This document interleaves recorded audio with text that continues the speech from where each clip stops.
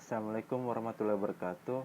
Perkenalkan, nama saya Ardiansyah dari jurusan Teknik Informatika semester 6 dengan NPM 2018-0025. Kali ini saya akan mempresentasikan dengan mata kuliah rekayasa perangkat lunak mengenai model spiral.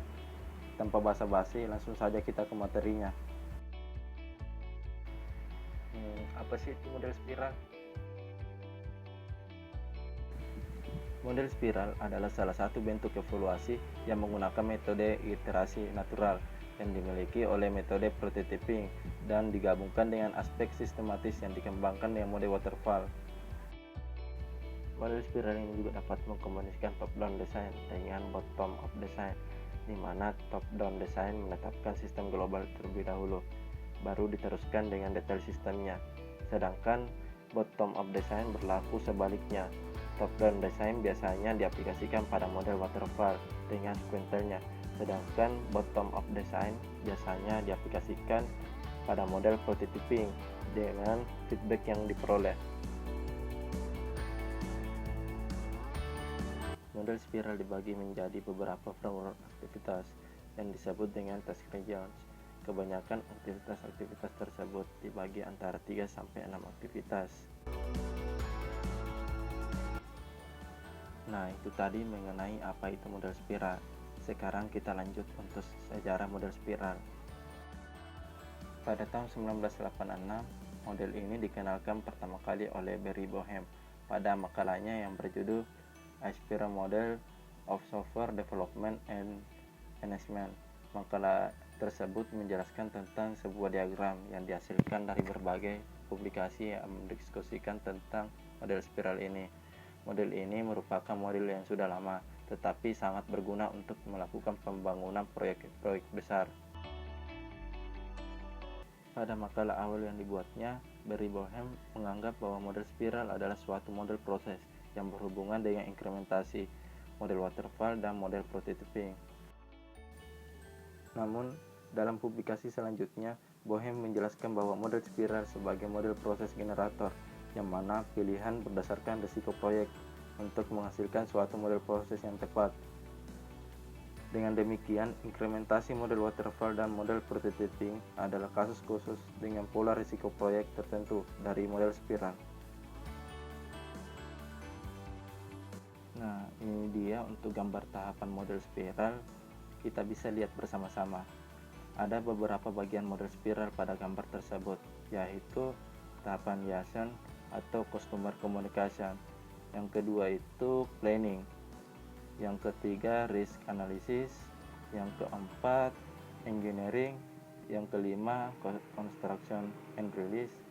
Yang keenam customer evaluation. Untuk tahapan liaison itu aktivitas yang sangat dibutuhkan untuk membangun komunikasi yang efektif antara developer dengan customer, terutama mengenai kebutuhan dari customer. Kalau untuk planning, aktivitas perencanaan yang dibutuhkan untuk menentukan sumber daya, perkiraan waktu pengerjaan, dan informasi lainnya yang dibutuhkan untuk pengembangan software. Sedangkan risk analysis atau aktivitas analisis risiko yang dijalankan untuk menganalisis baik risiko secara teknikal maupun secara manajerial.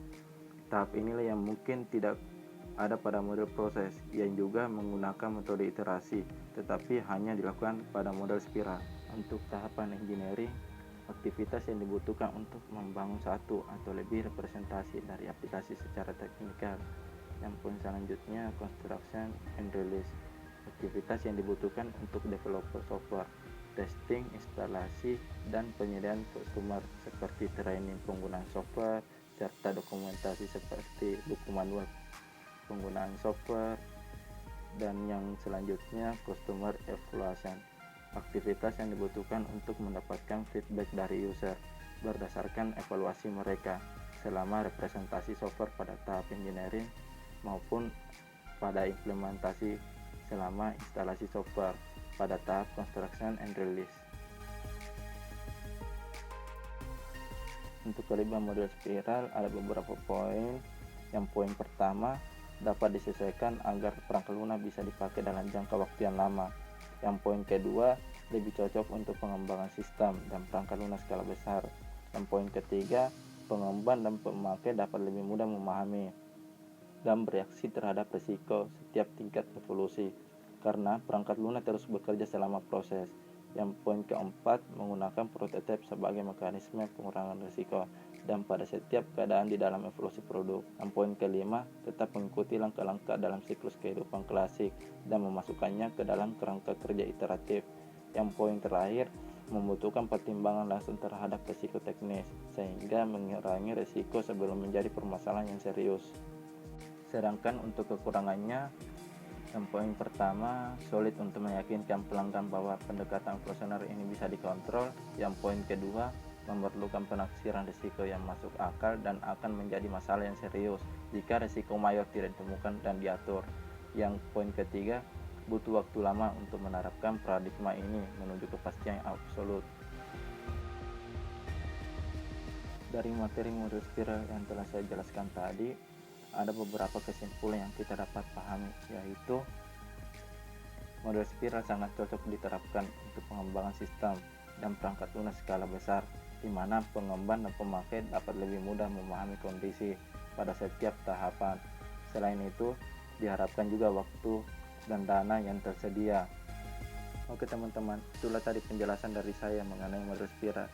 Mohon maaf bila ada kata-kata yang kurang berkenan, dan terima kasih telah menyaksikan video saya.